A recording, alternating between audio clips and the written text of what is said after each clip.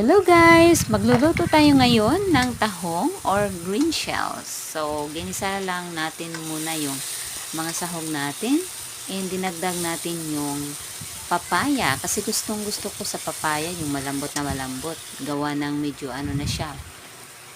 Hinog na siya ng konti. And tsaka ko dinagdag yung ating tahong. Yan, masarap na tahong. Halo-haloin na natin guys. And then, we will add water and lemongrass para malaga siya and magiging mabango siya dyan.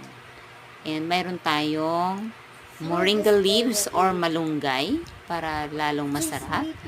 And ito, dinagdag ko na lang din yung luya, gawa ng nakalimutan ko ano. So, timplahin lang natin guys and then pakuluan ng ilang minutes.